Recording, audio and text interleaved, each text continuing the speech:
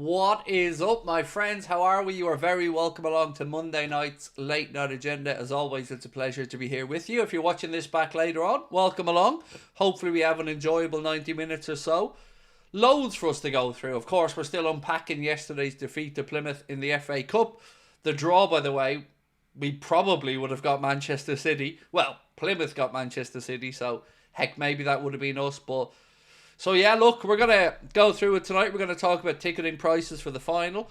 We're going to ask, is the new mural, is that what you'd call it? The new unveiling of images around Anfield. Are we going to say that that's a contract hint, or is the club just playing games with us all? We're going to be talking about an article in the Times that suggests that maybe Trent Alexander-Arnold is on his way to Real Madrid. And I bring it up because, as I mentioned, it's coming from the Times. We're going to speak a little bit then about Liverpool's next few fixtures, and of course we'll have a look ahead to the Merseyside derby coming up on Wednesday. A massive, massive game, because we've got to make sure that, having rested everybody and rotated, that we get the result that justifies maybe getting knocked out of the FA Cup. So we'll talk about that one tonight as well. Ethiopia's in the house. How are we? Baranu, lovely to have you in, my friend. Thank you. Mark, thank you, bro. Mark said nice top. Cheers, my man. It's from Threads for Reds. I just rediscovered that I actually had it. I forgot it was in the wardrobe, and I found it there about a week and a half ago. And yeah, I think I've lost a bit of weight because it was a bit more snug previously. So I'm good. So how are we all feeling after yesterday? Have we gotten over it yet? Because, do you know what? Honestly, I'm not that fussed about it. You never want to see Liverpool lose a game, but as I've mentioned, I wasn't going to be talking quadruples because, you know, it hasn't been done before for a reason. So I'm almost relieved a little bit. You know, that sounds weird because it's always going to sound like you're just making excuses after you got beaten, but sincerely, it is what it is for me on the results. It's all about Wednesday for me. That's the big game. You know, then we've got Wolves coming up on Sunday. And look, we'll go through it actually while we're talking about it. We might as well look at Liverpool's next 5 games. So it's Everton away on Wednesday in the Merseyside derby. Now we're going to start nice and early for this one. So we're going to be kicking off at 6 o'clock for the derby because it's a 7:30 kickoff. And with it being the last Merseyside derby at Goodison, we want to start a little bit early. So full 90 minutes before kickoff. Once off only though. And then we're going to be doing the Wolves game, as I mentioned, coming up after that. Then we have Aston Villa away midweek the following week. Manchester City away then as well in the Prem. And then Newcastle coming to Anfield. So these next 5 games will certainly play a big, big part in whether we win the Premier League or not. Stephen Landry said it was an embarrassing loss, but in the big picture, no big deal. Yeah, look. It definitely was, mate. There's no denying it. You're right, Stephen. You know, it's never great to be getting knocked out by a team that are many, many places, whether they 43, 42, 43 places below us in the Football League. But, you know, ultimately, you know, it is what it is. And congratulations to Plymouth on getting through. And I'm sure they'll make a few quid, obviously, in that game coming up against Man City as well. So, yeah, look. Brendan Quigg said, I think getting knocked out of the FA Cup gives us a free week before the League Cup final. Arna not so slow. I can't wait for the League Cup final. You know, I hope we can get the trophy over the line early doors. It's going to be a difficult game against Newcastle, I've no doubt about it, but be lovely to see Arna pick up the first bit of silverware that's on offer for the season. Have you noticed actually that his replacement at Feyenoord has already been sacked?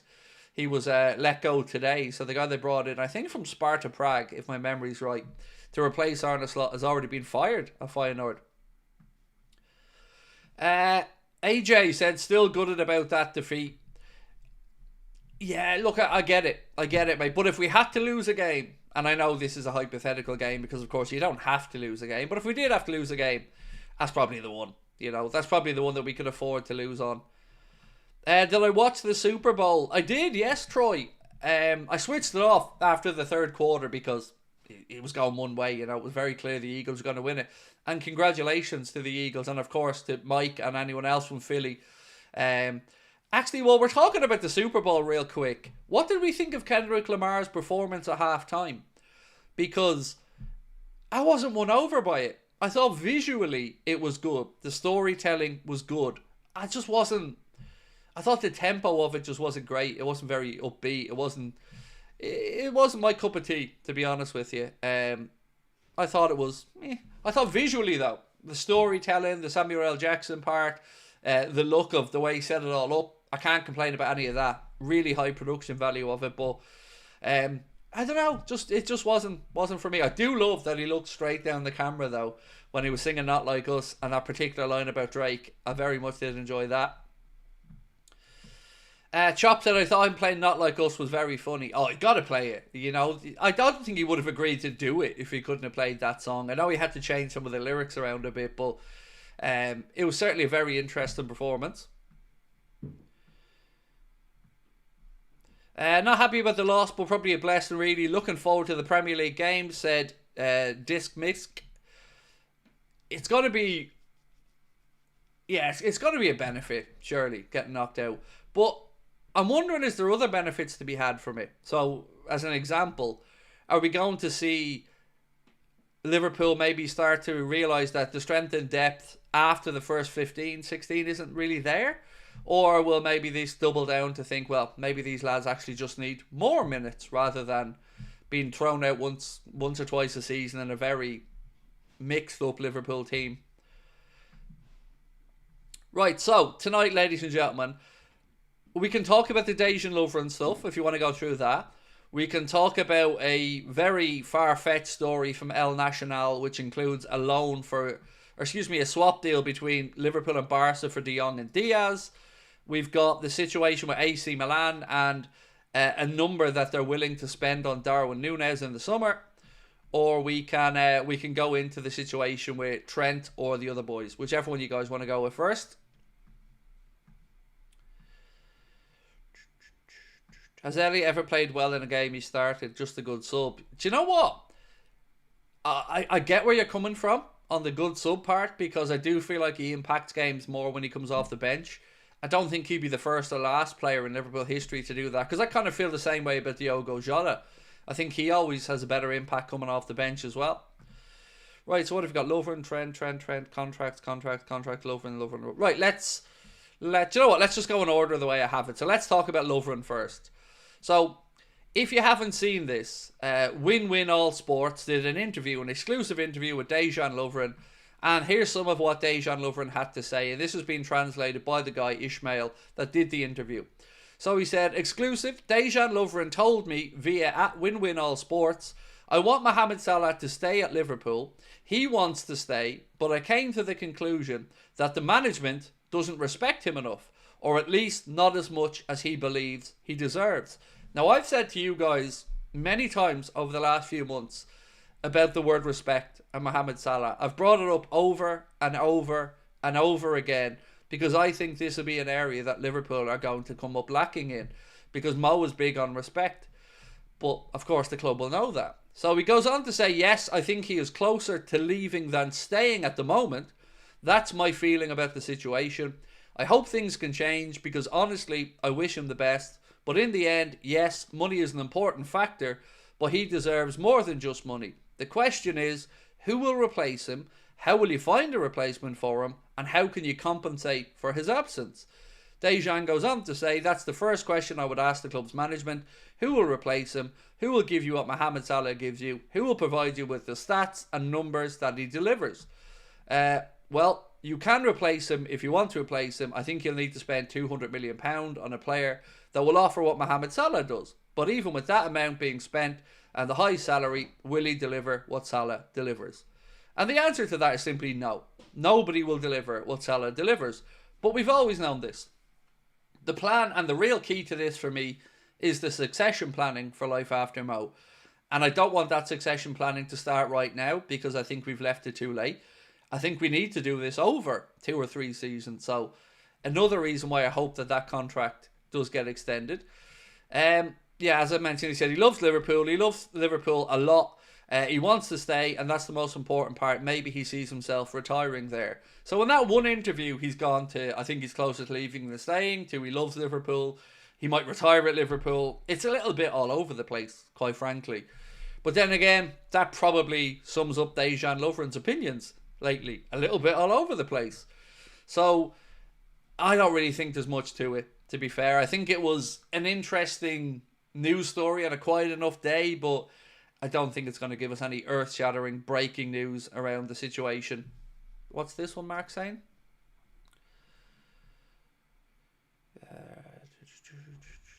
Okay.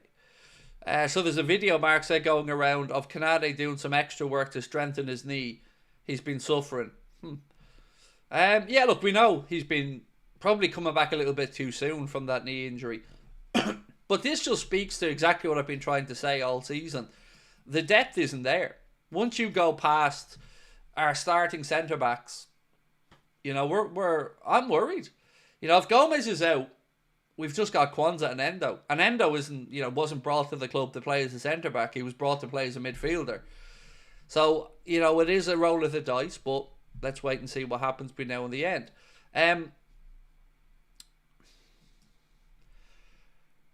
Do you think, I'm sure you've all seen the images, by the way, of Liverpool putting out a new mural at Anfield today with Mohamed Salah and Virgil van Dijk featuring prominently in this new piece that, you know, the way at the front of the club, at the front of the Kop, I think it is, or at the front of the club, they have the big image with, you know, whatever it is, Warrior or Nike or whatever. Now they've got one going up of Mohamed Salah and Virgil van Dijk featuring prominently in this. Now, Trent isn't there. And that makes me think as well. So, do you reckon that this is the club maybe teasing fans by putting Mohamed Salah and Virgil up? Or do you think it's a coincidence? Because I don't believe in coincidences.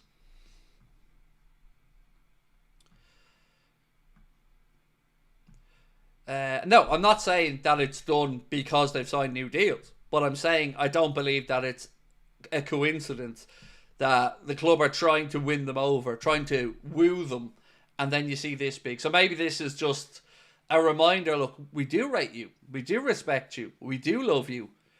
We put you front and centre of, you know, the stadium. When people come and arrive at Anfield, boom, they're going to see Virgil van Dijk and Mohamed Salah in Liverpool shirts. You know, either way, it's nothing but a good thing. Whether it's anything to do with the contracts or not, it is a good thing. You know, it's good to see the guys there in prominent positions. David Smith said, surprise, surprise, the Manx get another home cup draw. It's so funny, isn't it? It is so funny. We were talking about this in the Discord group as well. They only ever seem to get the home draws. Craig, you can ask one question to Slot and one question to Arteta and one question to Pep. What one would you ask them? Well, the Pep question is 100% going to be about the cheating. It's going to be about, Pep, do you really think you're innocent? Like, as a club, really? Come on, really? So that would be Pep. Arteta, has your voice always been that nasally? Or is that something that came around later in life? Because I don't know. I find it really annoying. And no, seriously though, what would I ask Arteta? What do you think it's going to take for your job to come under pressure? Is probably what I'd ask Arteta, because spent a lot of money and hasn't delivered trophies. Won FA Cup in 5 or 6 years. So that would be what I'd ask him. When do you think your job comes under pressure if you don't deliver a European Cup or a Premier League title? And what would I ask Arne Slot? It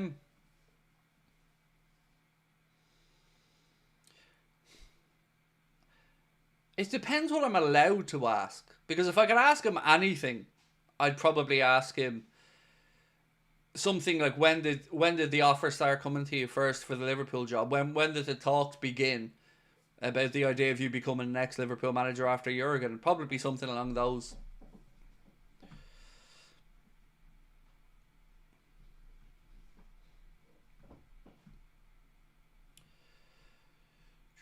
Am I a tooth fairy? Yeah, I am, yeah.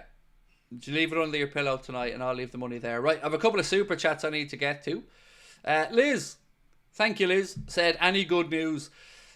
Not really, Liz. No bad news, though. So we'll take that as a win. But no real good news, Liz, no. But I hope all is good with you and Ian.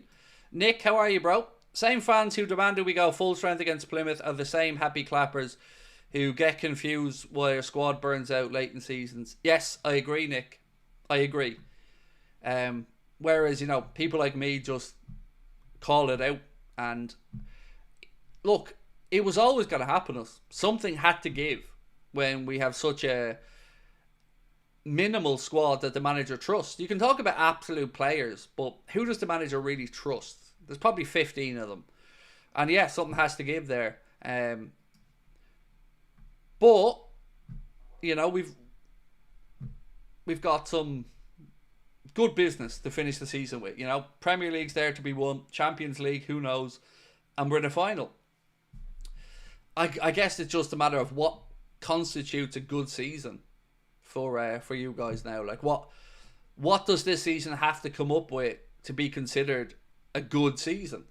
Because you can't finish the season empty-handed. That's absolute madness at this point. It would be nothing but a failure. So, to me, you have to get the Prem. And anything after that, I'm looking at as a bonus. But the Premier League has to be gotten at all costs. You cannot allow this situation to mess up at this point. Everything has to be put into it in the Premier League.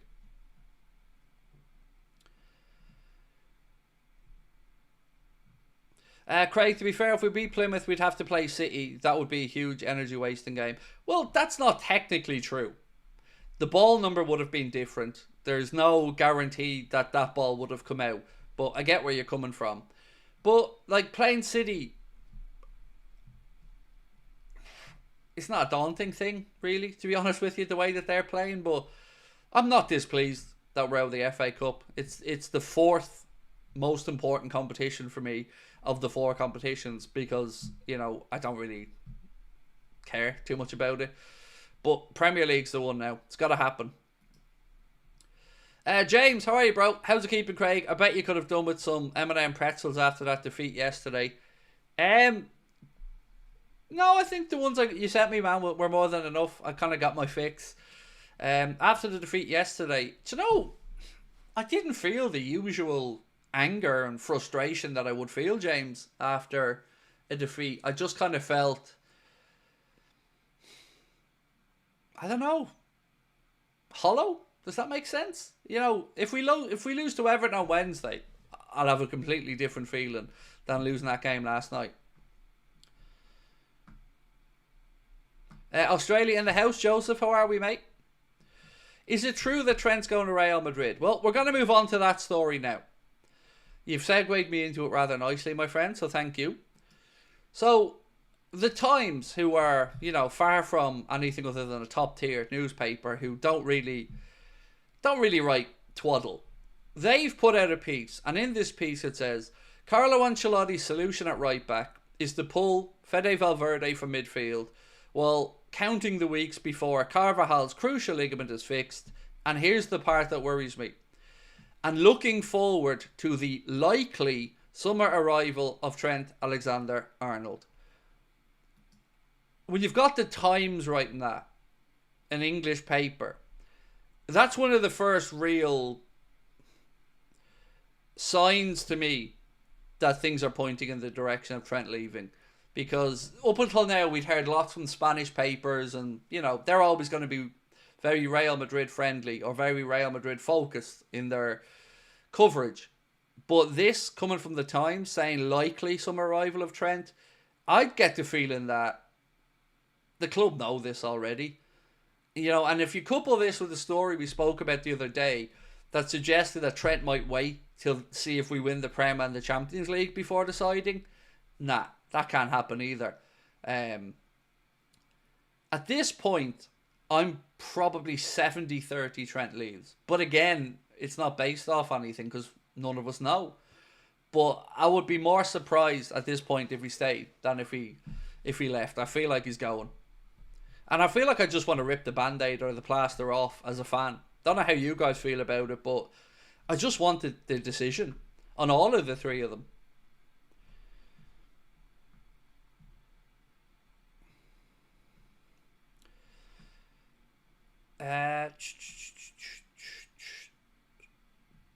By the way, the 21-22 season was the closest we've been to a quadruple, if not for Courtois heroics and Villa choking. It wasn't in our own hands though, AJ. So that's why I never really considered that. I know the way that Villa game went, they got into a good position, but going into the last day, it was never in our hands in the league. Now, the Champions League final, of course, was in our own hands, and as you mentioned, the Courtois worldie, and that was frustrating. But the league was never in our own hands, so I never really thought about that as a possible quadruple because we needed favours. And when you need favours, I don't think you've any right to think about it or hope or expect.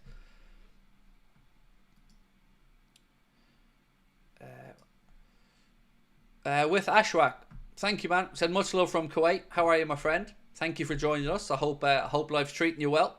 Thank you for being a member with us for 3 months. Harry said, who's our next vice captain? I'd choose Dom. I'd be looking at Canade, McAllister, maybe, in and around that. We know the seniority at the minute seems to be that Robbo, Gomez, and probably Allison would be the ones afterwards. But for me, I'd probably throw Ibu or Maka in there. Nick said, I've completely removed the contract odyssey / transfer fantasies from my mind, solely focused on the pitch. Everything else is secondary in my opinion. Beat Everton Football Club. I wish, Nick, that I could do that. And I think I've had this discussion with people before in Discord. I can't switch off from the contract situation. I can switch off from the summer transfer window. Absolutely. But I can't switch off from the contract situation because I know it has the capability to undermine the season. And I just don't. The more I think of it, the more angry I get at the club for allowing this situation to develop. So, you know, I fully respect where you're coming from. And as I said, I wish, mate, that I could... I don't know if I brought that up on screen or not for you, mate. Sorry, I'll do it now.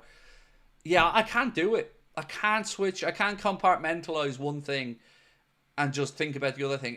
It just doesn't work for me on this because everything just feels like I don't know what the future is. I don't know what to expect. I don't know if we are going to have to try to replace Mo. I've kind of come to peace with the Trent thing, whatever happens there. You know, I'm almost expecting the worst with Trent at the minute. So, you know, if he does stay, that'll be a pleasant surprise. Mike Zacharidis, how are you, dude? And welcome in from California. Appreciate you, sir.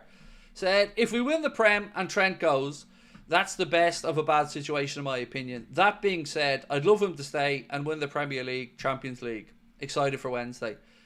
Wednesday's going to be huge. Absolutely huge, Mike. And I'm there for it. I'm ready for Wednesday. I'm really looking forward to it because it has a real big game feel about it. Last Merseyside derby at Goodison, we want revenge for Everton kind of being, I guess, the final nail in our title ambition coffin last season by beating us. Obviously, Moyes is back in there now as well. There's just so many interesting things going into this Merseyside derby. You know, you add into that, you know damn well that Arsenal fans are sitting there praying that we drop points and they're going to look to be jumping on that. It kind of has the feeling to me that if we win this game, it's done. Again, I'm not telling you what to feel at home or any of you guys watching, but for me, we beat Everton, it's done. They're not catching up 9 points on us. They just aren't. We're not going to drop enough for them to close that. So if we beat Everton, I think we win the Premier League. And I'm not saying if we lose to Everton, we don't win the Premier League, by the way. Not at all.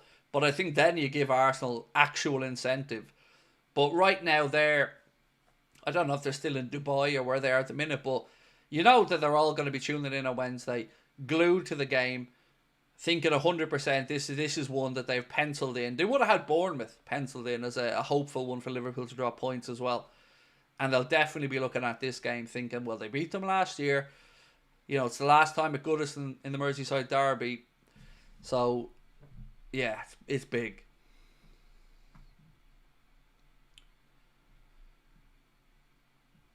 Wait, we lost by PSV. How are we still not locked out?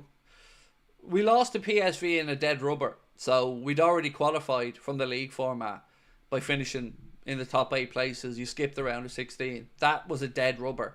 Hence the reason we played a much changed team. Well, in the end, we didn't need anything from it. We were guaranteed first or second going into that game. So, yeah, there was no worry of that one. So, yeah, we're still in the Champions League and favourites to win the Champions League. And look, I'm not saying we're favourites. The bookies are saying we're favourites. Where does Salah rank in your favourite players from the Klopp era?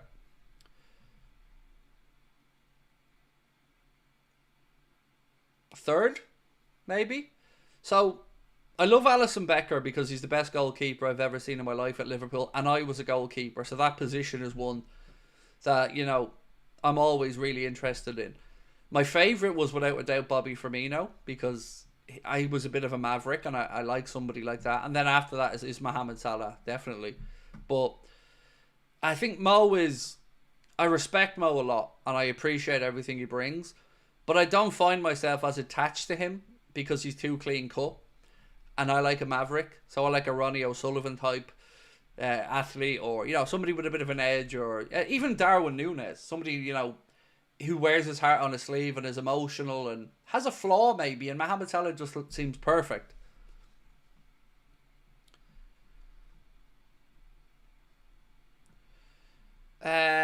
Celia said, Trent is going, we need to start accepting it. As I mentioned, I've put my mind at ease about that a while back. I'm expecting him to go at this point. You said Suarez was your favourite to watch. Yeah, what was the question? Do you want to look at the question again, AJ? The question was, of the Klopp era, of which Luis Suarez wasn't, who was your favourite player? So I answered the question as it was asked. So, you were the one that made that mistake, dude, not me. If you're asking me if my favourite player that ever played for Liverpool, the answer is Robbie Fowler. But the most skillful player I've ever seen in the Liverpool shirt, without a doubt, Luis Suarez. Craig, have you seen El Nacional saying about Barcelona and De Jong swap deal? Yep, I have it here in my notes. So, as you've said, El Nacional said that Barca sporting director Deco is keen on a swap deal with Liverpool for Frenkie de Jong and Luis Diaz. Now look, do I think this is going to happen? No, for various reasons. One, I don't know how anybody is going to talk de Jong down from those wages that Barca were stupid enough to pay him. And Liverpool are absolutely not going to be getting anywhere near the rumoured 600 or 650,000 euro a week that he gets at Barca. So it seems like a non-starter to me. But if you just took the wages out of it and said, would you do that swap deal? I probably would. I would have concerns about De Jong and his injury record. His age as well. He's getting on a bit. But I would take it. If you just said, never mind the wages for a sec, would you swap these two players? I think I would. Because I think we need that midfielder to cover for Gravenberch, to be another option. He's somebody who's obviously extremely... what's the word I'm looking for? Proficient. Somebody who's played at the top level for a very long time. And yeah, I would, but again, I don't think it's a realistic one because of the whole wage situation. But it does feel like, going from that Sam Maguire report from Anfield sector, that if that story is true, that Arne Slot has grown a little bit frustrated with Luis Diaz as the season's gone on. Who knows what might happen in the summer? LLJ, how are you? If Salah does leave, of course, we hope he doesn't. But if he does leave, who do you think should be the ideal replacement? Nico Williams. Give me 2 years ago, I would have said Jared Bowen. I wouldn't say no to Brian Mbeumo. I've said this many times before. I don't think anybody's going to replace Mohamed Salah. So the idea of trying to bring in somebody that we expect to do the same numbers, I just think that's not going to happen regardless of who we bring in. So yeah, I'd say Mbeumo I wouldn't have any argument against. I think he could do a very good job. Nico Williams, again from Bilbao, somebody who I'd like, but would you have to shift him across to a different side? Other than that, I think that's probably about it. There's probably going to be a few other names thrown around. It won't be Rafa Leao. That one's not going to be one that Liverpool will look at. Semenyo is absolutely possible. 100%. You look at the Richard Hughes connection. You look at Semenyo this season. You can see a world where Liverpool think that there's value in bringing in Semenyo. I don't know who I'd prefer, though. If I was looking at Semenyo and Mbeumo, honestly, I'm not sure. At the moment, I'm probably leaning towards Mbeumo. Yeah, I just think I need maybe a slightly bigger sample size from Semenyo. Maybe if it was one more season down the line and he delivered another really good campaign. But either one, I think is fairly reasonable and realistic, like for us to look at.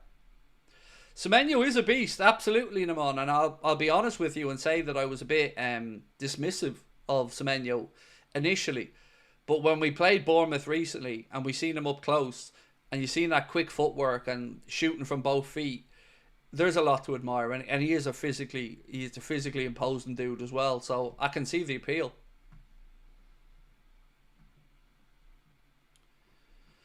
Semenyo, Mbuemo, or Cherky. I've never really been sold on the whole idea of Cherky.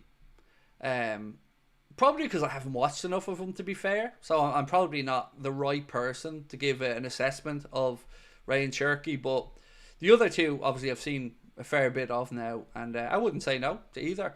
I feel like Mbuemo probably wouldn't be the sexiest name in the world, but I feel like would be a very good fit for the way we play. Jordan, how are you, my man? Appreciate you being with us. Said, if you had to sign a new striker, who would you choose? Isak. Same as you all, probably. Yeah, Isak. If you could bring in a striker tomorrow, it would be Isak. But do I think that that's possible? Not really. Not with the type of money Newcastle would be looking for. I just don't see us spending it. Sesko's a good shout as well. I certainly wouldn't be against the idea of Sesko. I feel like Arsenal have worked really hard trying to woo him over the last year or so. But yeah, Sesko's not a bad shout either. Is Isak the best striker in the world right now?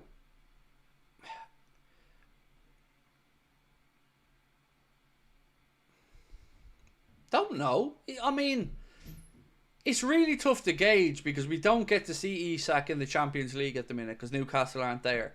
I mean, this season. Haaland, it's hard to judge him because he's playing in a City team that aren't really doing it. So maybe he's not having the same supply that he would have been used to previously. At Real Madrid, well, they don't really have a proper number 9, do they? They've got, the three lads up top, but I wouldn't really class any of them as a number 9. Harry Kane, he's in the Bundesliga doing numbers as well. But he'd be in the conversation. See, Cunha, I'm not sold on, Ash. Especially with the 62, 63 million pound release clause. I'm not sold on Matheus Cunha at all at that number. I just don't think there's value there. I'm going to move on actually to a story about Darwin Núñez in a second, but I just got to get up this super chat from James. Craig, have you heard there's ongoing talk about opening a train station nearabouts Anfield between Liverpool Council and the government? So again, happy for Scousers to correct me on this, but I believe that the lines tracks are already there. If I'm not mistaken, I believe there was previously a station somewhere in and around there. Again, any Scousers in the chat, bail me out of this one if I'm wrong, but I think I have a recollection of that. And the lack of real strong public transport links in and around Anfield would be one of the deterrents to the idea of extending it even further. Because once you get in above the 60 odd K mark, you have to look at the infrastructure and the accessibility of the stadium on a match day and public transport in and out of it, noise pollution, obviously the effect it has in the local area. Alex said, yes, Craig, I am Liverpool. So there is lines there. So the lines are there. Then I think he could, it would be a great idea, by the way. Absolutely. Anything that gets more public transport options for anybody going to a game at Anfield, absolutely a good idea. Right, so Darwin, as I mentioned, a piece here from the residents of, the residents of, it's gone. Which one is it? This one. The residents of, I deleted that one as well. Let's stop trying to do that bit, Craig. So Fakahes have said AC Milan are willing to offer as much as €60 million to sign Darwin Núñez, who will be allowed to leave Liverpool in the summer. What do we say? I'm going to ask the chat. 1 second.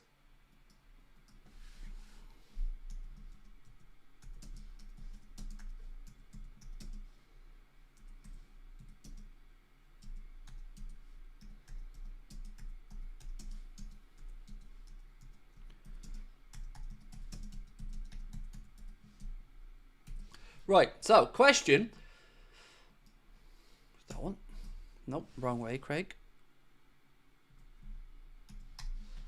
Would you take 60 million euro for Darwin from Milan? Yes or no? Now remember, I know you're all going to go, Saudi, Saudi, Saudi, I want Saudi money. But maybe he doesn't want to go to Saudi.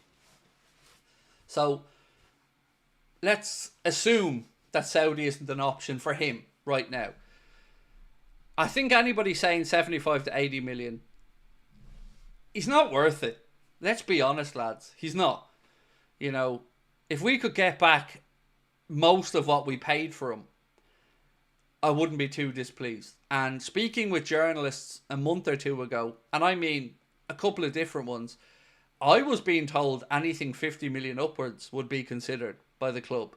So, you know, the numbers here don't seem the most unrealistic in the world. You're probably going to try and knock them up a bit from that 60 million or throw in a sell-on clause or something on there. But I think you're getting into the realms of it becoming a conversation at 60 odd mil. Now that's euro, so that's about £52 million.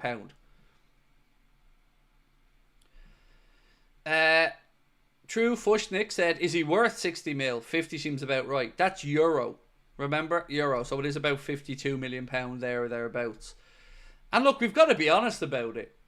His stock has fallen since he's coming to Liverpool. You know, he hasn't delivered for us.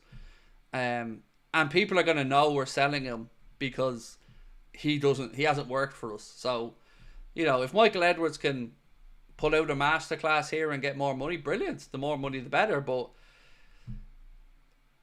let's say, for instance, he really wanted Milan and that was the move for him. You know, because there has to be a willing player in this as well. If two clubs can agree whatever, but if a player doesn't want to move, he's not going to take a move. So, you know, keep that in your minds as well. And look, maybe other offers will come out of the woodwork between now and the end of the season. Maybe he has a really good end to the season and you can stick another 5 or 10 mil on that price.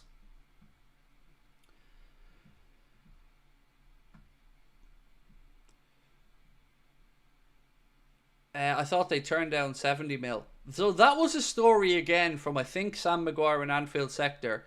And that has been denied by The Athletic and a couple of other journalists who say there was an intermediary who tried to broker the idea of a Darwin sale to Saudi, but it never got to the offers and it never got to a number. I read that in The Athletic, I think, last week.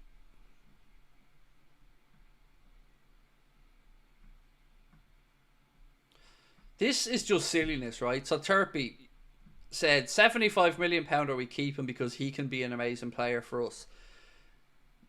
You know, not having a go at you for the first part. You're entitled to come up with whatever number you want there. But he can be an amazing player for us. I mean, I feel like we're just banging our heads against the wall there with that. It's been 2.5 years. Well, over 2 years now. And by the end of the season, it'll be 2.5 years. At what point are we going to say he hasn't been? You know, you can't keep talking potential forever. He's had 2 solid years at Liverpool and it just has not worked. So the idea that he can become something, it isn't going to happen. So I think we need to be realistic about that part.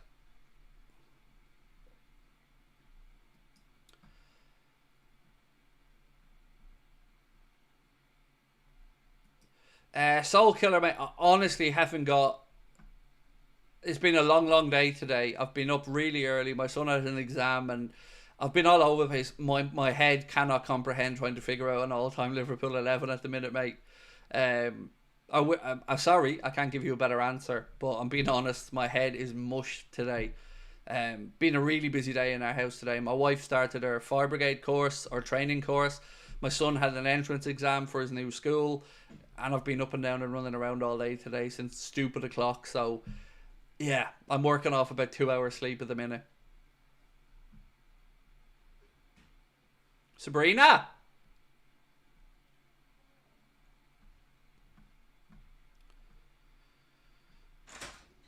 Is the heating still on? I don't know, the dog is puking his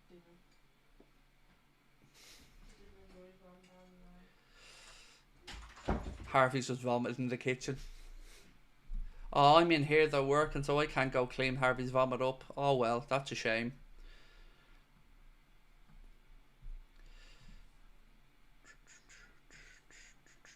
would keep Darwin, said Mara. For what? Like, really, for what?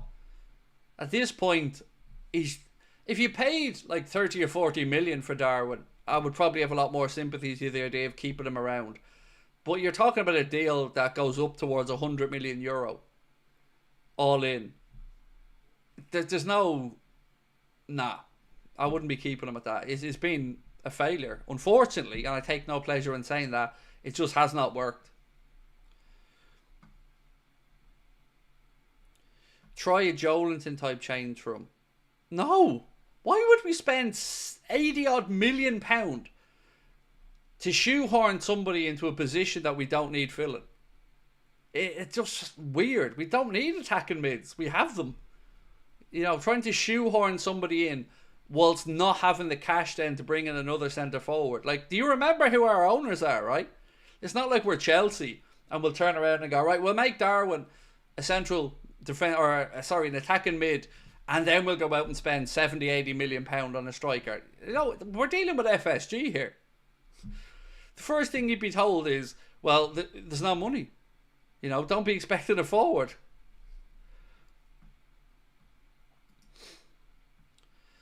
James said, did you see David Coote has an upcoming interview on Sky? He already did one. He did one for the Rag, and then he did one for Sky. It's already come out on the YouTube channel, like it was last week, I think.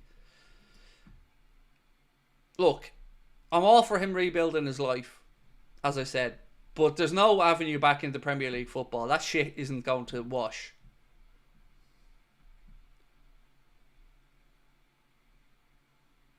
If Jota, Nunes and Diaz leave, who's your ideal 3 replacements?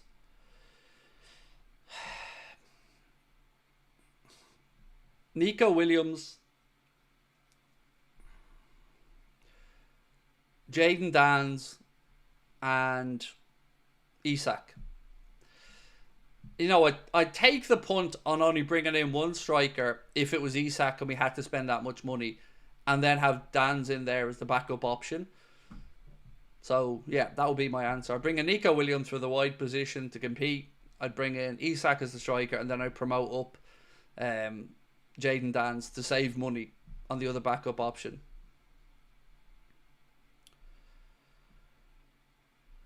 Craig, it'll be weird seeing Trent on the bus if and when we do win the league and he does indeed leave us. Make no mistake about it. When he leaves and announces that he is, there will be a backlash.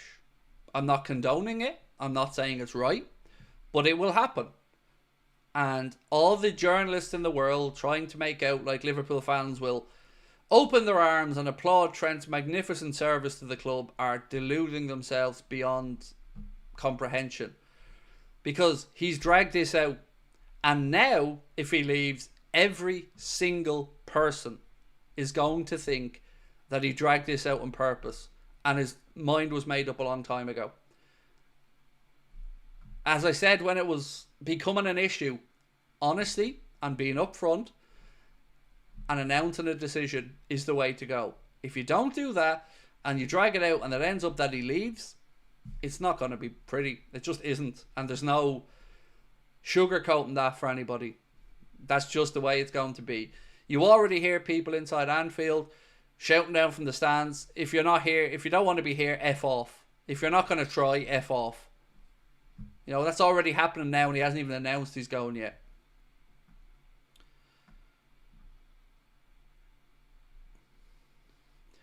Arnav said, or is it Arnav? I think it's Arnav. Said, if Trent leaves, I don't think we need to go for a right back. Bradley is the best option there and Calvin Ramsey can emerge as a backup. I wouldn't be putting my faith in Calvin Ramsey until we see far more first team football, far less injuries. He's a long way to go. A long way to go before I'd be considering Calvin Ramsey. Now, Bradley, of course. You know, Bradley will absolutely be the heir apparent. But you're still going to need another right back because you need to have 2 right backs in the squad. So the question would be, would you go for a more experienced right back? Maybe somebody in the 27, 28 age bracket on low enough money because you know they're going to be a backup? Or, you know, do you spend money and then try to have somebody compete with Bradley? And I can't really see Liverpool going out and spending a load of money. Frimpong isn't a right back. Anybody who suggests Frimpong, I think that they don't know what they're talking about. There's nothing about Frimpong that suits the way we play. Nothing. The system we play doesn't suit Frimpong. The way our right back plays doesn't suit Frimpong. He's not a right back. He's a right wing back in that system. But he's more of an auxiliary right winger. So there's no chance in hell that works for us because he isn't a right back. It maybe would work at United or a club that plays the system at 3-4-3 or something like that, but not with us the way that we play. Do you rate Lamptey? Not enough that I'd want him at Liverpool, to be honest. No, he's a good footballer. Of course, you don't play in the Premier League if you're not a good footballer, but I wouldn't be ready to welcome him into Liverpool now. DD8ZX said, Craig, if Trent were to leave, then Bradley would be the number one, but Joe Gomez could be the backup. I'd be fairly certain we lose Joe Gomez in the summer. And I can't blame him. You know, would you stay if you were Joe Gomez? Because let's look at it. He's not got a sniff.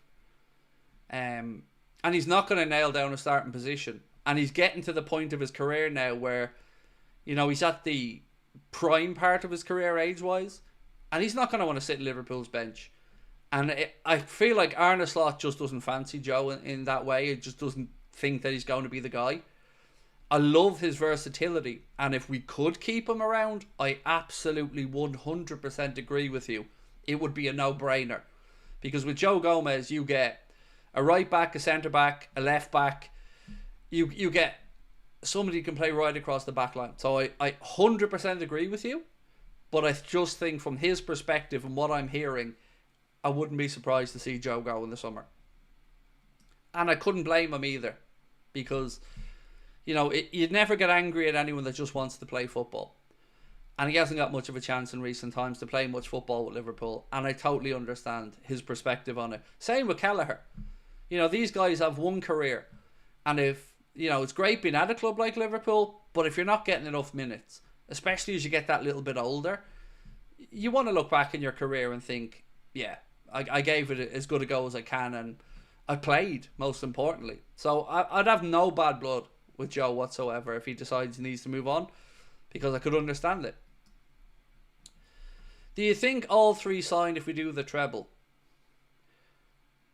I think that any idea of allowing the contract situation to get that far into the season, it would be a level of stupidity that I didn't think we could comprehend as fans. Not from you, mate. Sorry, I'm not having a pop at you.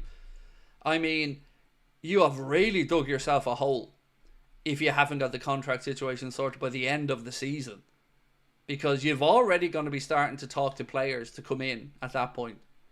You want your transfer business in the works. And I know the club have a plan A, B and C, but at some point there has to be a line in the sand where we say we need decisions or an end game before X or Y. You couldn't let it go to the end of the season on the hope that you win a treble. And actually, weirdly, I feel like if I'm Trent, that probably leads me towards leaving more than anything, because you're thinking, right, I'm going out on a high. I know that sounds weird, but if I'm in his mind, that's probably what I'd be thinking. Go to Real Madrid, imagine you went off in the back of a treble. You couldn't sign off much better in that regard, but, you know, I'm just tired, frustrated, and confused by the contract situation, because somebody somewhere is being snidey, whether it's the club or the players or the agents. There's no justifiable reason that 3 contracts have dragged on this long. It has to be intentional. It has to be. And whether that's the club trying to drag it out because maybe they don't actually want them to stay, again, I'm not saying that's the case. I'm saying it's a possibility. Whether it's the agent hoping they can hang on for more money than they're currently being offered. It just makes no sense to me that you cannot get one done. I would say you could get Virgil done fairly straightforward for a reasonable fee if you wanted them to do it. Like, what do you think? Like, do you have any rational reason why the contracts are still dragged on? Like, remember, we were talking about this from when Jurgen announced his departure, pretty much. And now here we are, almost a year later, and nothing has changed. Not one of them have signed a new deal. Not one. That's ridiculous to me. And it has to be intentional. So we asked the question, and we still have time to vote if you haven't. Would you take €60 million for Darwin from Milan? Comes from a story Fakahe's put out that said AC Milan are willing to offer as much as €60 million for Darwin Núñez, and should he be allowed to leave Liverpool? J Muse, congrats on 298k. Thank you, bro. Appreciate you. I tell you what, lads, these last couple of thousand, oh my god. I don't know if it's just been a coincidentally quieter time around Liverpool news and stuff, but these last couple of thousand to get to 300,000, I'll be so happy to get there. If we get there, I'm still not taking it for granted. But yeah, appreciate you, man. Thank you.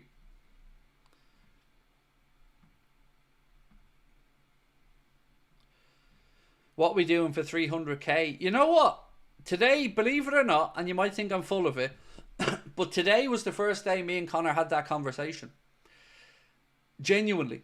We don't take any of this stuff for granted. So I'm not thinking what we do with 500,000 or anything like that. I don't think that far ahead.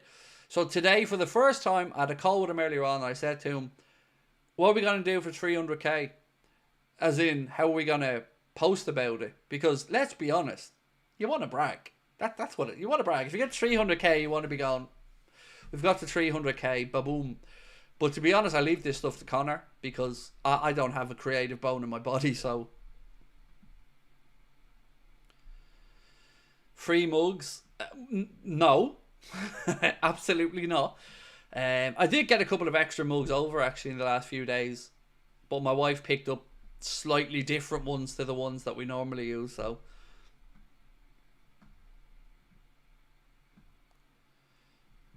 Mike, he said, what's the summary of today's stream? Give me a few minutes, my man, and I promise you I will go back through it for you.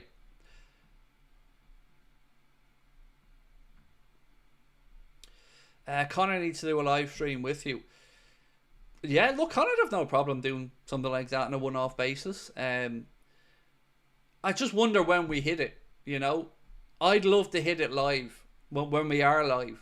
And we've been kind of lucky that most of the big numbers that we've hit, or the milestone numbers we've hit while we've been live.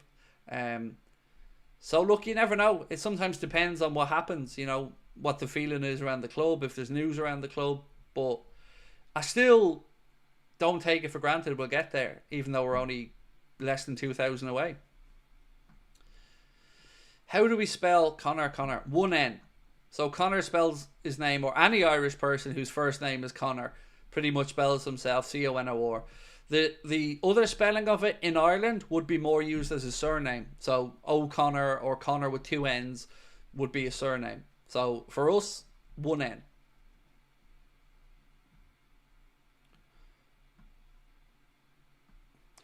Bring back the chair and brick wall and Connor doing shots. The chair's still here, Liz. The chair's right behind my computer now. You can't see it, but like I'm within 6 feet of the chair. Is Harvey the dog or son? Harvey's the dog. Lucas is the son. And yet he just, I don't know if he was running about too much or whatever, but I fed him a while ago and he's just vomited up his food. So I'm sure he's okay. He was in good spirits before I started the stream anyway. Marv said, I'm going to cry when Kelleher leaves. So even the Kelleher situation frustrates me because, like I've said many times, Liverpool aren't going to see the full value of Kelleher. And that's really frustrating.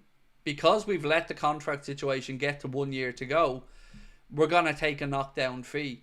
Probably 10, 15 million less than he's actually worth. And there's been a list of clubs, we went through it last night, that have been mentioned as being possible destinations for Kelleher. Those clubs, if I'm remembering correctly, were Chelsea, Newcastle, Celtic, Bournemouth. There was one more. One sec.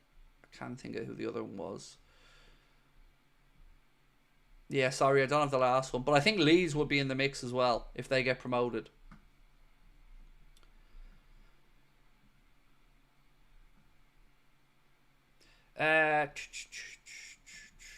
Dear Craig, deserve every bit of the following you get. I don't, man. Stop, will you? There are people far more deserving than I am, or far more entertaining than I am, that do this internet malarkey or YouTube stuff, man. I feel like I got a little bit lucky, Kamal, but I'm grateful for it. You're one of the most honest Liverpool fans. Call in a spade a spade. Continue to do this and you'll reach 1 million. I don't think we ever will get 1 million, man. But as I said, I'm way past what I thought was possible on this channel. So, you know, just grateful for every bit of every new subscriber we get. Genuinely extremely grateful for it, and humbled by people giving up some of their day to come and chat with me. Monkstown Glass, how are you, sir? Always lovely to see you in. Appreciate you. How much is Gomez worth in your opinion? Liz, I'm never showing you my socks again, Liz. You know, we tried that once and I ended up with a cramp. How much is Gomez worth in your opinion? I think 50 to 60 million pounds based on his consistency and versatility. I think you have to take into account some of the injuries he's had over the years. I would think 40, 45 million is probably where I'd see Joe Gomez value at. Yeah, somewhere around the 40 to 45 million pound would be the numbers I think would be realistic ones for Joe. Because, you know, he hasn't played a lot either this season. So it's not like you're buying somebody's first choice centre back, but you are buying somebody with a wealth of experience and with a winning attitude.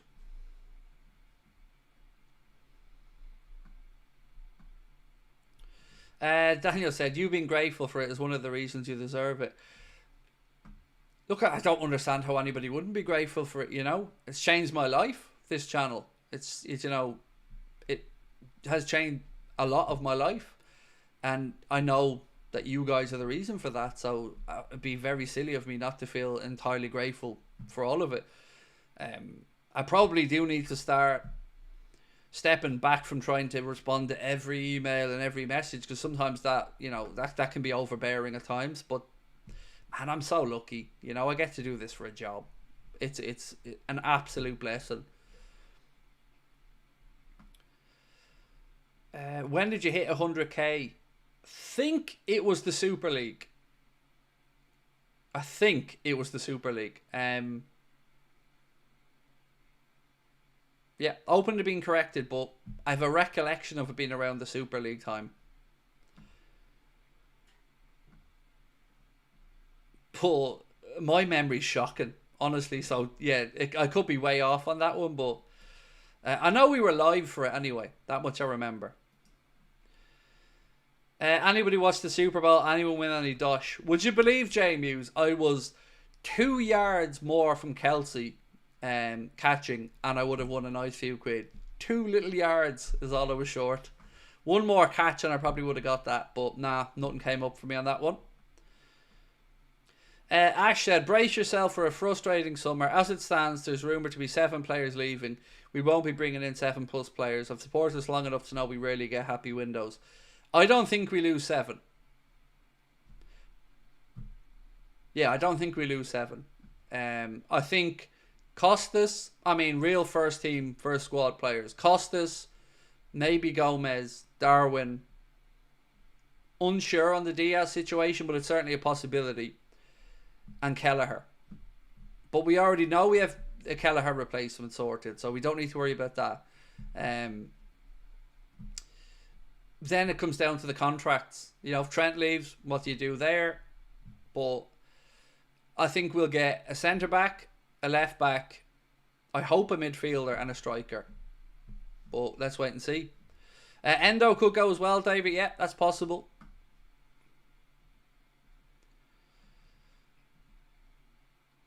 Can't believe it's the last derby at their ground. I know it is going to be a very I won't say emotional, but it's a big night. You know, it's a proper occasion. But we have to win it. We have to win it, especially with losing there last year. We have to win it. And I just hope that cool heads prevail and nobody goes out there and does that silly or picks up stupid early yellow cards or anything like that. Keep your head, back yourself to wear Everton down and get the job done. But no stupid yellows early in the game.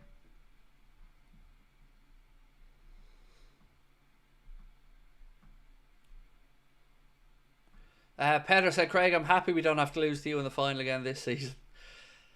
Well, I'm hoping Newcastle have to lose to us instead, Peter. But you know, I just want Arnold to have some success in his first season, and you know, the league title's the first priority. So right, let's talk about the prices of tickets for the League Cup final. Since we're talking about it, Liverpool released today how many tickets they're getting, in what categories they are, and what prices they are. So, Category 1 tickets, Liverpool received 16% of their allocation as Category 1 tickets. The adult price of those tickets are £108. The young adult price is £81. The concession price is £54. Category 2 tickets, Liverpool received 18% of their allocation as Category 2 tickets, priced at £97 for an adult, £72.75 for a young adult, and £48.50 for a concession. Category 3 tickets, 12% of the overall allocation, £76 per ticket for an adult, £57 for a young adult, and £38 for a concession. Category 4, which is the joint most amount of tickets that Liverpool got, 24% of our allocation were Category 4 tickets. They're going to be priced at £58 for an adult, £43.50 for a young adult, and £29 for a concession. Category 5, which is the other highest percentage, 24% again of the allocation, are priced at £41 for an adult, £30.75 for a young adult, and £20.50 for a concession. Then there's level 2 tickets that are priced at either £150 or £125 for adults, and then £112.50 or £93.74 for a young adult, and £75 or £62.50 for a concession. So yeah, I just hope whoever gets lucky enough to get a ticket goes and enjoys it and has a memorable day. But Liverpool say that they cannot guarantee the price of the ticket that you wish to purchase will be available, but they did give a breakdown of the percentage of the allocation that they received for the final. And I think there's just under 300 wheelchair accessible tickets as well, if I'm not mistaken. I think it's 260 or 270, something like that.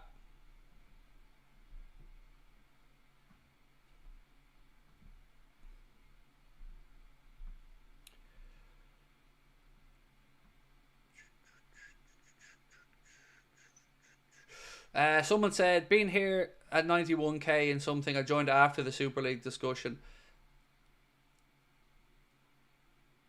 I just have a feeling it was around the Super League, but again, as I said, I can't remember. I think I just have in my head it was around the Super League time, but as I said, I can't remember exactly when it was. Do you think older fans feel Arnold disrespected the cup where younger generation felt it was clever? I wouldn't categorise a whole set of people and having the same opinion either way. There are certainly people who felt that he disrespected the cup and maybe was taught a lesson about that. And there are other people who feel like it was a necessary evil to roll the dice the way he did. And it didn't pay off. I don't get the feeling the club are too upset about it, to be honest. But, you know, they're never going to say that, are they? Because they've got to say the professional answers. But that team selection and the squad selection wasn't exactly one that screams, we need this at all costs, was it? You know, we didn't even have backup players on the bench from what we would consider our first 11, really. Like, there was one or two there. And if we do get knocked out, I'd rather it be to a side like Plymouth that it meant something to. Like, that's going to be a day Plymouth fans remember for a very, very, very long time. A huge cup upset at home park in front of their own fans. So I'd rather get knocked out to somebody like that than lose to United in extra time or something.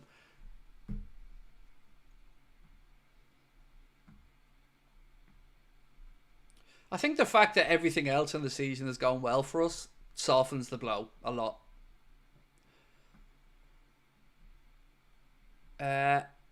Harban's Dale said we can manage without Trent. Yeah, but like, I still feel it would be foolish of us to say it isn't a loss to lose a player with Trent's ability. You know, it is. He has the ability to open up a game with a pass or a set piece. You can argue about whether he's the best defensive right back in the world or not, but I think it would just be wrong to say we won't miss him. Would you take 60 million for Darwin from Milan? Most people, 78% said yes, they would take 60 million euro from AC Milan for Darwin, and no, 21%.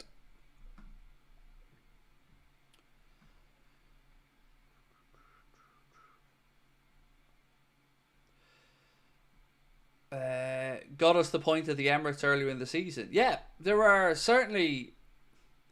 Look, I would go as far as to say I don't think Trent leaving is going to cause us to fall apart in the same way I think a Van Dijk leaving would. But I'm also thinking shorter term there, because over the course of the remainder of Trent's career, you know, he's probably got 6-7 years left at the top level. With Virgil and Mo, we're probably into the last 2-3 years of the very top part of their career. So I think shorter term, they would be more of a loss to the team than Trent. But I can only reiterate, we shouldn't be in this position whatsoever with Trent. The club shit the bed here to allow this to drag on to this point.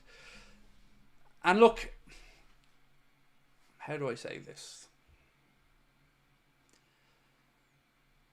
There is a mindset of some people that this situation has been manufactured by Trent as far back as his last contract extension, where I believe the club were maybe offering 5-6 years, and I think he only wanted a 4-year. And then this situation got to where it is, and I feel, personally, and I can only speak for me, that he exploited the Klopp leaving situation to drag it out longer, intentionally. Now, I don't know what the outcome's going to be, whether he did it for more money, whether he did it to see what his options are. I don't know.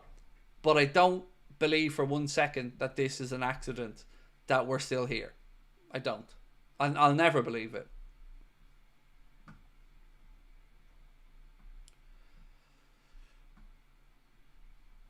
It just feels, something feels snidey about this situation. And I don't know if there's a club being snidey or if it's Trent. But something about this feels a little bit suspect to me, that we haven't got one of them done yet. There's just no rational explanation for not having one done. None.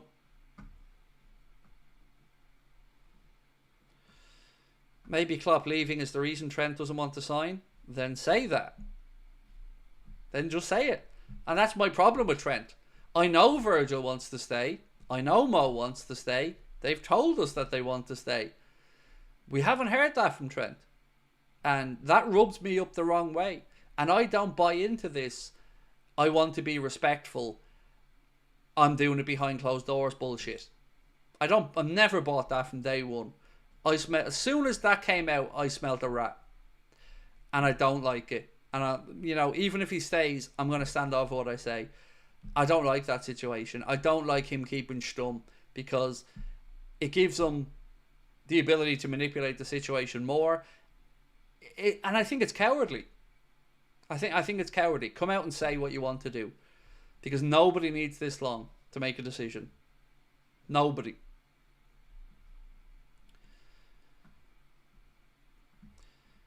If Trent's fit for Wednesday, do you think Slot will play him? I wouldn't play him for the reason that it just feels like there's a risk that could become worse for the little thing that he felt. I would rather try to give him a little bit longer, just to make sure that we don't have a situation where he comes back in and then he's back out again. So for that reason, I would go with Bradley. But, give it a week or so when we're talking about Villa away or whatever, different situation then. But I think I'd just like to give him a little bit of time to recover, or to make sure that he feels as comfortable as he can, because it's going to be a really hectic end to the season. Nomad said it's cowardice. Look, I know that's a strong word, right? I know it is, and I don't say it lightly. But if he was my mate, I'd think he was being a coward. I truly would.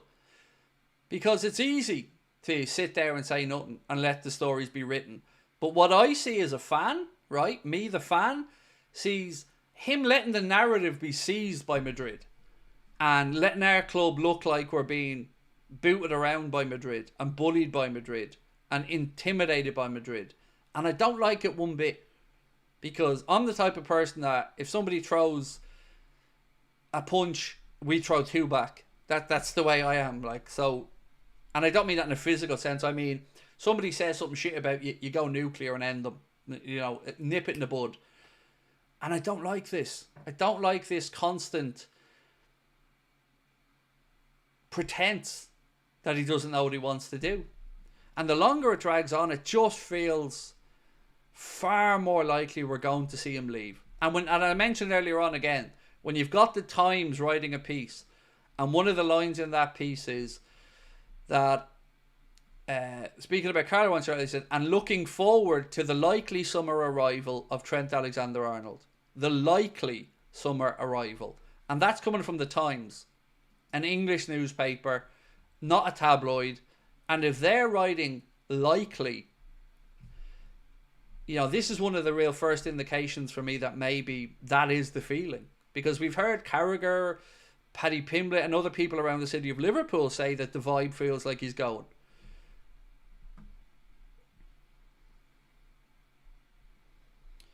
Biggie Mall said it's a bit disrespectful too. I find it that way, yeah. You know, even just come out and say nothing's been decided. How hard would that be to do? Like, he did this, right? Did that give anybody any information? Genuinely, because I've spoken to journalists and fans, and nobody knows what this means.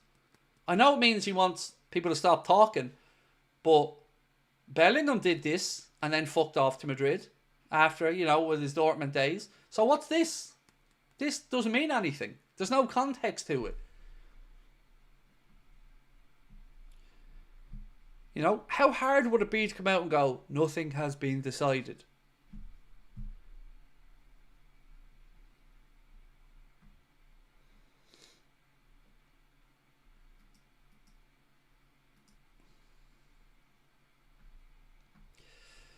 Yeah, you don't get to come in and spam our chat, mate. Off you pop. 1, 2, 3, 4, 5, 6 of the same post within 11 posts. Where can I get the jumper from? I bought it from a company called Threads for Reds. I don't know if they still sell it because I bought it about 2 years ago or 18 months ago. But that was the name of the company, Threads for Reds. And I got a couple of bits from them. And I have to say the quality of the stuff was brilliant.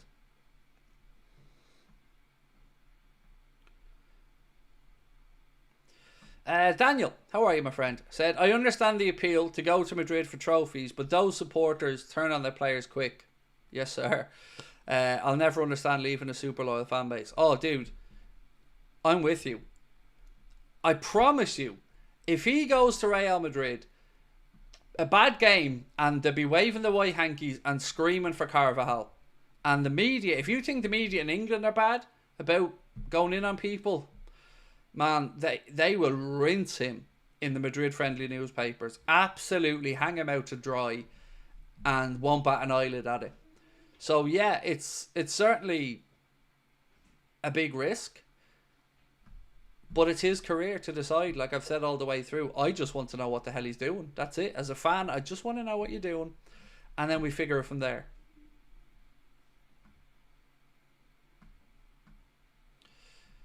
So, Remnants. Firstly, fuck you. But I'll give the context to that now. Enough of this, Craig. You're going to turn impressionable young people against Trent. At least he's given you hours and hours of discussion. Enough, please. As I said, fuck you. I will talk about whatever I want, whenever I want, on my platform that I built, And if I want to talk about Trent's contract situation every goddamn day between now and the time he makes his decision, do you know what you can do about it? Absolutely fuck all, princess. So feel free to toddle on, jump off your moral high horse, and fuck off into the sunset to somebody who has time to pander to your bollocks. But I ain't that guy.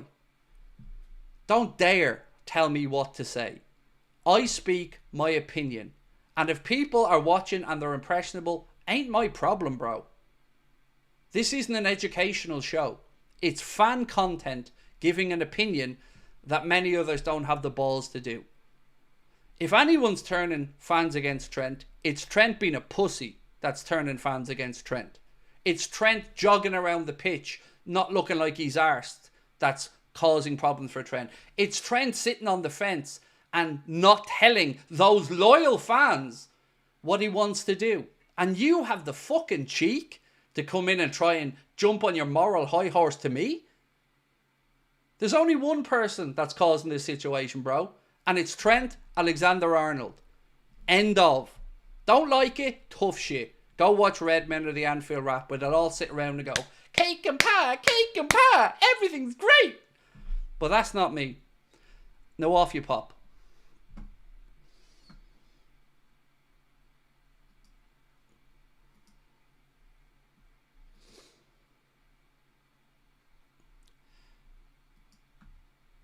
Why am I so arsed? Why should I have to listen to it? Again, let's just remember something here. I don't start any of these arguments. I'm in here talking. You come in and all of a sudden I'm supposed to just take people's shit. Nah. It needs to be better. People need to be more courteous and respectful. You get what you give. And have you seen me on anybody tonight start a row that's come in and been nice? All you've seen from me is the respect given to me, given right back to everyone. Kindness, love, consideration, and honesty. But when you come in and you don't give that same respect, I have no time for you. I will give you the short end of the stick like that. Simple as that. So the onus shouldn't be on me to always take the moral high ground. The onus should be on arseholes to stop being arseholes. Because they wouldn't do it in real life because somebody give them a slap in the mouth. So I can't parent people if their parents don't give them decency, respect. But I give respect to everybody until they don't deserve it. Simple as that. And I've been that way from day one. And I'm not going to change. You show me respect, I love you and give it right back to you. We'll chat forever. But it's not on us. It's not always on the content creators to take the moral high ground. People need to behave better. People need to stop being so fucking entitled. People need to feel like everybody's opinion counts. I didn't drag these people in to watch. Like I keep saying, I'm not knocking on their door going, come on and watch Craig. He's going to swear. You clicked, you watched, don't like swearing, no problem. Plenty for you to go and do.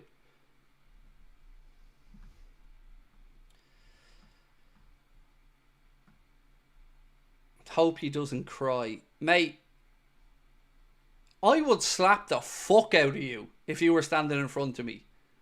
You're so... Even your little stupid name, like... You gobshites that think that you're funny, life is going to really give you a kick in the hole. Honestly.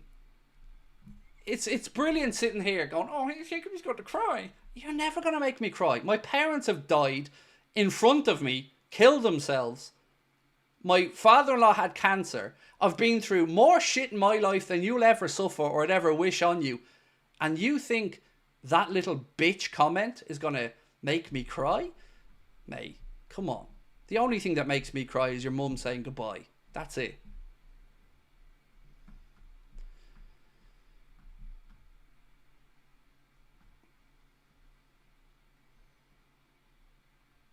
You'd be out of breath after a few seconds. It wouldn't take a few seconds. And you'd be on your arse, mate. Promise you. I'm not hard to find. ever want to have a pop, I ain't hard to find. I don't talk shit. You should probably research my name a bit and my family's name before giving it all this. Trust me. I know who I am and what I'm about. And I don't need to justify myself to anybody.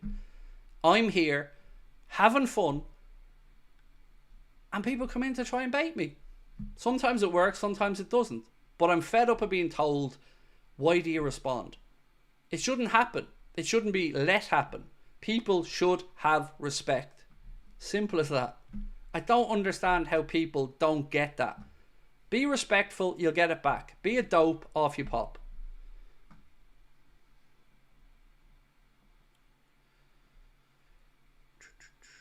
Right, to get back to the footy. The problem with Trent is that he's a right back who wants attacker wages. Yes, he's good, but not 350k good. I mean, if he wants Mo Salah money, he should work a bit harder.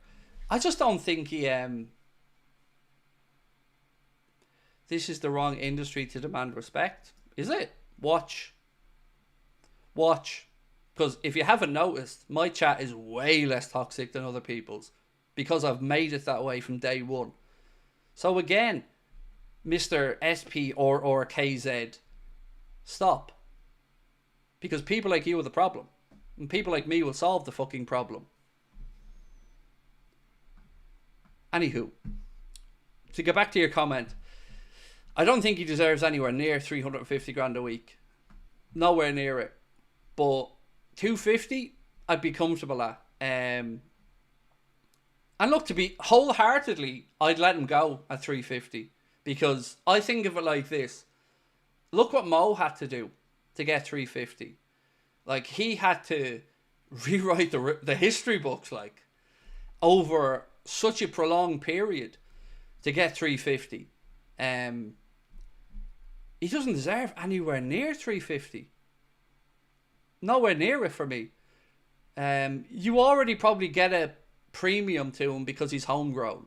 That's fair enough. There's always going to be a little, I guess, bump up in wages when you're a homegrown fella like that and you've come through the academy system. And look, he served the club very well as that poster originally pointed out earlier on. But 350, it's just not worth it. You know, look around the world at fullbacks. You've got Alphonso Davies, who I think makes around that type of money. But it's just not Liverpool. And I don't want it to become Liverpool, that we're overpaying, because I don't think he's a 350 grand a week player, personally.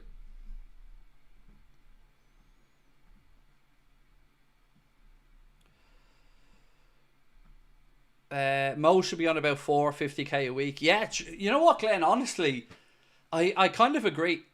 I definitely feel Mo could get more money elsewhere than Liverpool would give him. And that's one of the reasons why I genuinely respect Mo so much. Is because I think he knows that.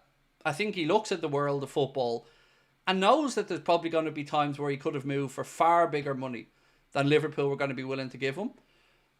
But I feel like he understands the parameters of the way Liverpool operate. So that's why I have so much respect for the man and the way he's gone about it. But again, I just keep coming back to the same thing. I just don't know why we're here as a club. It has to be by intention. You know, how do you guys feel about the contract situation? Like, do you think that genuinely everybody's trying to sort it out? Like, everyone's still negotiating, or... I just don't think that they're that bad at their job, Edwards and Hughes, that they couldn't have found a solution if everybody was working towards a solution. I don't get that feeling. It feels like something is being done intentional, whether it's a play from the lads at the club, as in Hughes and Edwards, to go, you know what, maybe we take this to the wire and maybe they break, you know. But if that's the gamble for, I don't know how many extra £1,000 a week, I don't like it. Because I look at this and I think, last summer we know we moved on some big earners. Thiago Alcantara, Joel Matip and Adrian San Miguel, 17 or 18 million quid a season. And none of that money has been used so far to put back into new deals, because the club haven't given out any new deals, apart from Jayden Downs and some younger players. So every week that goes by is another week that the club aren't paying the wages that maybe they would have been paying in a contract extension. So I feel like there should be even a bigger kitty there now that this could be sorted. So it just feels intentional to me that this situation's gotten to this point, and I don't know by which side. Rory said, I think they made a final offer and left it on the table in respect of Trent's situation. Perhaps, but I guess, Rory, the question then would be, at what point, what's the cutoff? When do you say, look, this is our offer, we ain't budging on it, make your decision by whenever, Copster73 said, this is the best chance of winning the league this year because we won't strengthen in the summer, and the rest will be FSG out. If Trent stays, his attitude jogging around the field, I would rather him go. That has wound me up on a couple of occasions. I hadn't seen it creep in as much, but I think it was either really unlucky or something was in his head. But that United game, after the leak about the contract offers, whether they were true or not, after that, you had the United game and you had people shouting down from the stands, if you're not arsed, F off. You had people on my watch along and other channels saying, he doesn't look like he cares.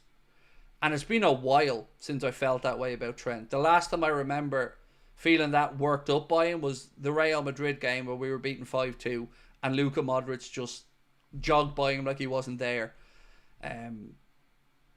So yeah, I'm not going to say that I don't think Trent's been putting in a shift, because I do think he's been trying this season and I do think he's had a relatively decent season. But I can't get away from this lingering feeling of, just tell us you want to be here. And then everybody will get behind you. Say, that lad said I was trying to turn people against Trent. I absolutely am not. If you've listened to what I've said over the last few months, I've said many times, I genuinely feel if Trent came out and said, I want to stay, but the numbers have to be right, I think fans then pile behind Trent and go, hang on a minute. Now we know Trent wants to stay, and we know Virgil wants to stay, and we know Mohamed wants to stay. I don't believe they're all greedy. So what's going on here? And then I think people will go, FSG, Hughes, Edwards, low ball. So I think even that little, I want to stay, but would get Trent loads of support. Craig, if you don't mind me asking, what happened with your parents? This is going to be a bit of a downer for a minute. So,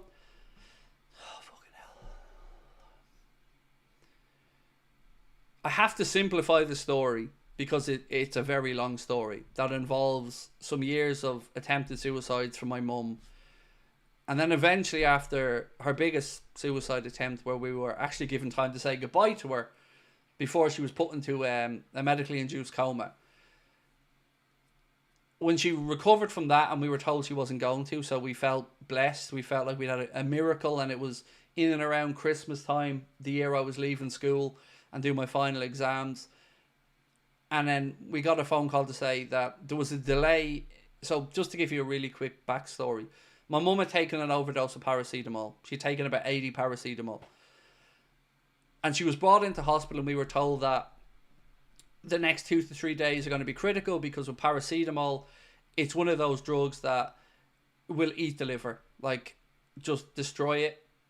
But the next 3 days were going to be, important. So the next 2-3 days came, and she got worse and worse and worse and worse, and the jaundice set in, and she was put into that medically induced coma anyway. So she woke up, thankfully, and it felt like a miracle. My dad, I'd never seen my dad cry before, but he was in floods of tears. It was the love of his life, his only woman he's been with. So she woke up, and then she started a recovery. And then we found out the reason why she'd been doing the suicide attempts, because she'd been sexually abused by somebody within her family, within her family circle. And that then inadvertently drove my parents apart, and they both hit the drink very heavily. My parents separated then, and I moved back home to look after my dad, whose health was deteriorating really badly with the drink. Myself and my wife used to take shifts sleeping because he'd scream out in pain in the middle of the night, and he'd be so stubborn he wouldn't go to a hospital or anything. So eventually he went into hospital and he never came back out. He had severe alcoholic hepatitis and he died age 45. And then my mum remarried, but never found any peace. And eventually I got a phone call to say that, you know, she died of an overdose.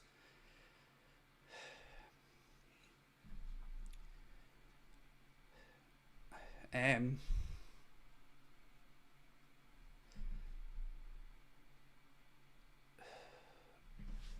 I'm an only child. I've no brothers or sisters. And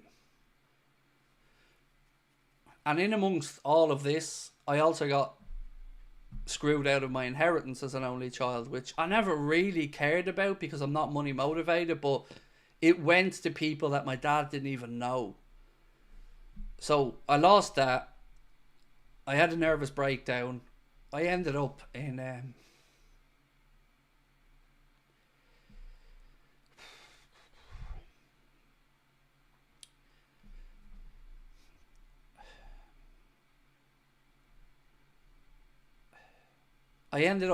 lockdown ward in a mental health institution.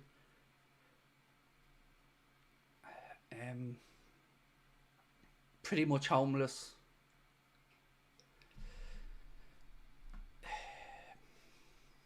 And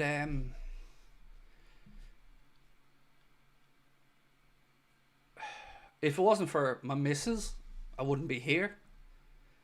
But it gets better. It gets a bit happier. Then so then I went on to Twitter because I isolated myself away, and I wasn't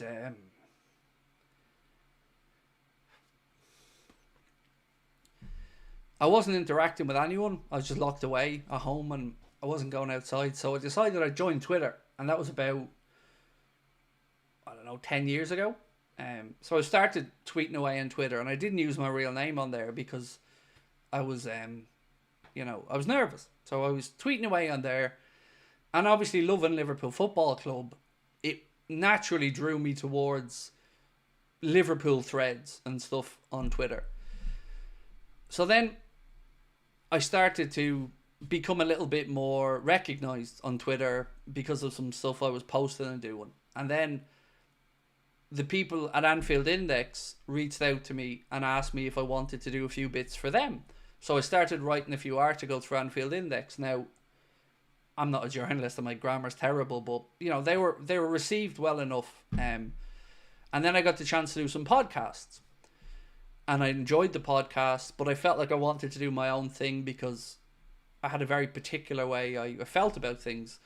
So then I started a podcast or two, kind of fell through a few years there. And then we moved on to Anfield Agenda and came onto YouTube. And it became a lifeline.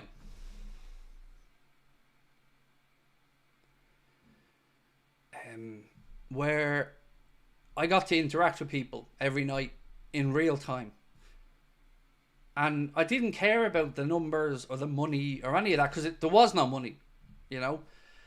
So this snowballed, and over the years the community grew a bit. And it became my job in the last 2 years. And it started to change my life.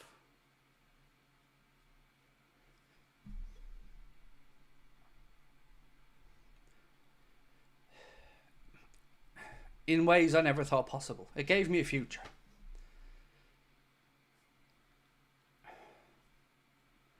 And that's why I'm so protective of it.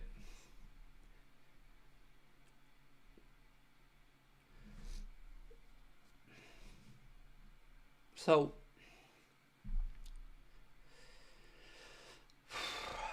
in amongst all of that, we have children. And I have to set an example to my kids. So my son got diagnosed with autism when he was 4. And then I got diagnosed with Asperger's, which is a form, it's on the autism spectrum. And then when I got diagnosed myself, my life made a bit more sense. Because I'm different. I don't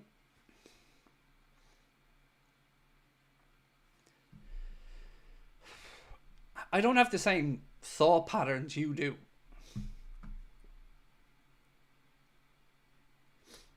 So, sorry.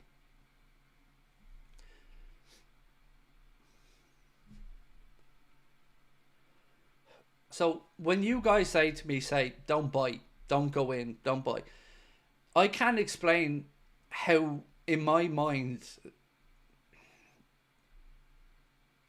these situations explode, but it feels like a physical hurt that I can't bite my tongue. And I've never been able to bite my tongue.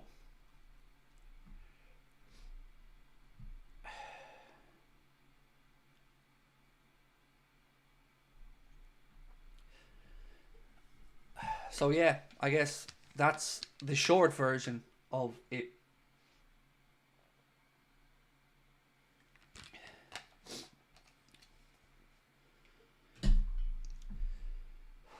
So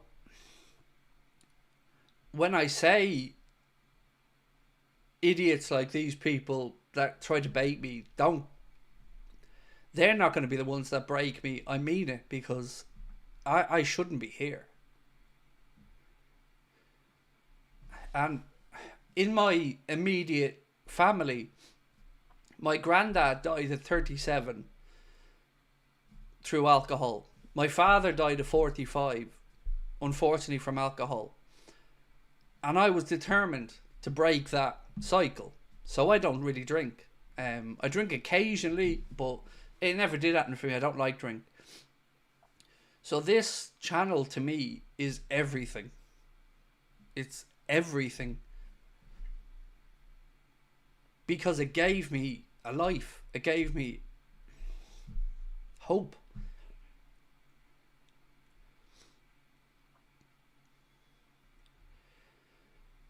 So yeah, that's it really.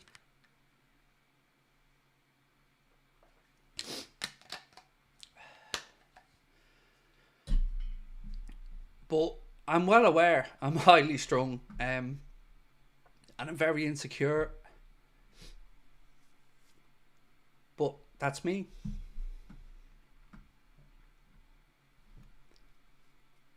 So yeah, sorry about that rambling, but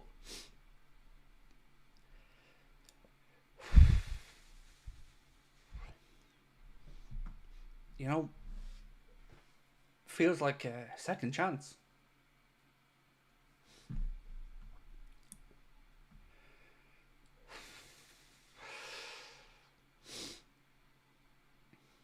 So yeah,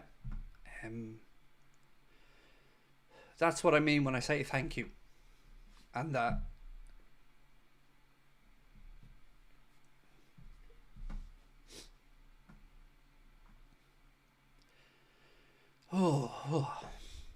yeah, so that's what I mean. Like, it does, this means a lot.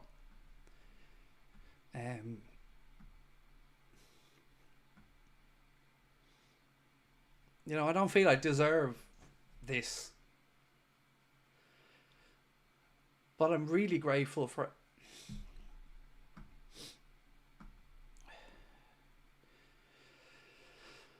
So I guess to try and be a bit more upbeat, again, you played a big part in all of this. So that's why I try to work hard, be honest, and treat people well. I know it doesn't look like it when I go in on people, but you never see me ever go at somebody for no reason, because I respect you all so much. But I just hope you understand why I don't put up with shit. Because I've had too much. And this silly stuff, people trying to bait me, it just seems so petty compared to serious stuff that people deal with every day. And I just wish people would be happier. Because if you put out positivity, I think you'll get it back. Sorry I missed some chats and stuff that came in. I wasn't trying to be rude. Thank you. Appreciate you.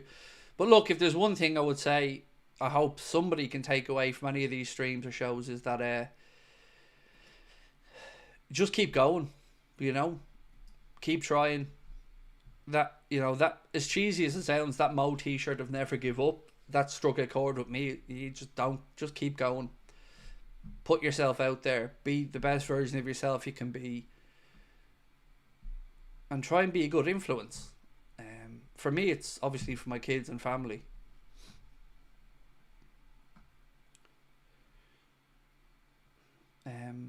So yeah, look, I'm going to say goodnight to you all. I will see you tomorrow. Thank you for hopefully getting to understand what makes me a little bit more. Thank you to the original question as well, the guy that asked me. But appreciate you all, and much love, and I'll see you tomorrow. Take care of yourselves. Bye bye.